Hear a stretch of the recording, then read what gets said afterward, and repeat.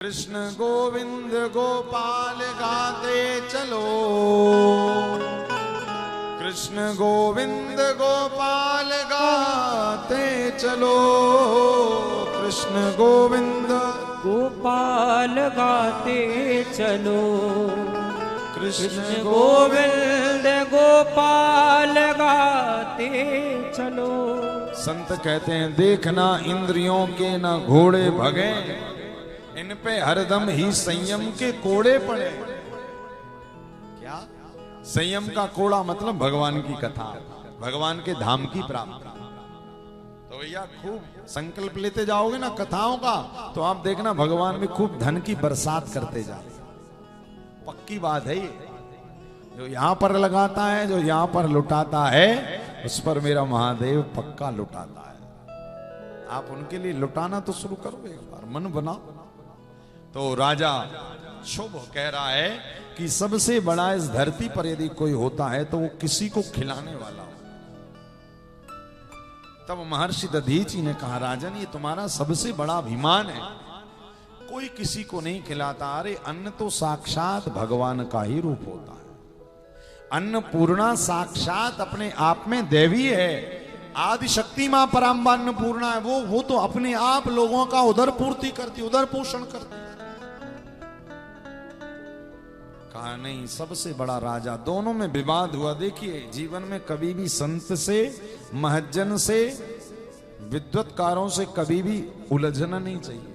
आज राजा उलझ गए अपने रुपए के अभिमान में, अपने पद के अभिमान में। क्या कहने लगे, मैं नहीं मानता। दोनों में इतना झगड़ा हुआ। दधीचि तो दधीचि क्रोध आ गया, और दधीचि को जब क्रोध आया तो महाराज बनाया मुष्टिका का प्रहार और दे मारा राजा के मुख पर। अब देखो संतों को जब क्रोध आता ना तो यही होता है। संत हृदय नवनीत समाना, संतों का हृदय नवनीत के समान कोमल है। किंतु जब कोई धर्म के प्रति विरुद्ध आचरण करता है तो यही संत फिर हाथ में फरसा भी ले लेते हैं, और वो जरूरी भी है। जब कोई व्यक्ति धर्म के विरुद्ध आचरण करे तो हमारा आपका कर्तव्य केवल कथा सुनने का नहीं है। कथा सुनने के साथ साथ समाज में, परिवार में, जहां जहां यदि हमारे सनातन धर्म के लिए कोई अपशब्द कहे, भैया शास्त्र कहते या तो निंदा करने वाली की जिभ्या काट लो, कोई पाप नहीं लगेगा। और ना काट पाओ तो ऐसे समाज का, ऐसे परिवार का परित्याग कर दो। क्यों तजिए हरि विमुखन को संग। लिखा हुआ है आपका अपना सगा बेटा भी कहे ना कि कहां कथा में जा रहे हो, तो शास्त्र कहता त्याग दो। क्यों? जो आपको भगवान की कथा से रोक रहा है वो आपका मित्र नहीं, वो आपका सबसे बड़ा शत्रु है। क्या तजिए हरि विमुखन को संग। अरे जो हरि का नहीं हुआ वो तुम्हारा हमारा क्या होगा।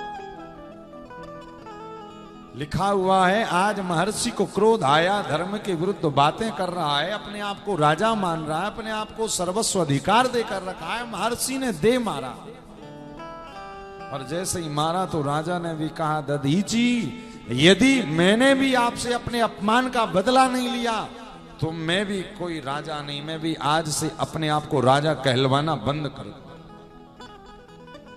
देखो भैया दधीचि ने मार तो दिया किंतु जरा भय भी लगा। क्यों? संतों का सबसे बड़ा धन होता है उनका सम्मान। विद्वान का एक सबसे बड़ा धन उसका सम्मान। ब्राह्मण का सबसे बड़ा धन क्या है? सम्मान। श्रीमद् भागवत कथा में, महाभारत में कथा आती है, अश्वत्थामा ने पांडवों के 5 पुत्रों को मार दिया। तो कहा इसको मार दिया जाए, कहा नहीं मारा ना जाए, मार दिया जाएगा तो फिर तो ये धरती से इसका नामो निशान खत्म हो जाएगा। तो क्या किया जाए? बोले ब्राह्मण का यदि अपमान कर दिया तो मृत्यु तुल्य हो जाता है। कहते फिर अश्वत्थामा का भरी सभा में अपमान किया गया, बाल काटे गए, ना जाने क्या क्या किया गया। और आज भी वो अश्वत्थामा भटक रहा है धरती पर। सप्त चिरंजीवियों में एक चिरंजीवी है। कहते हैं दधीचि ने सोचा यदि कहीं इस राजा ने कहीं कभी भरी सभा में मेरा अपमान कर दिया फिर।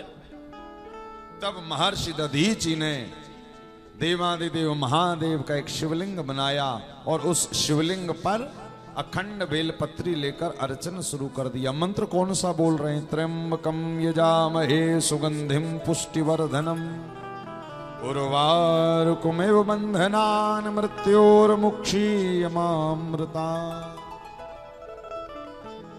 अरे संजय शंभो श्रीपति अपवादा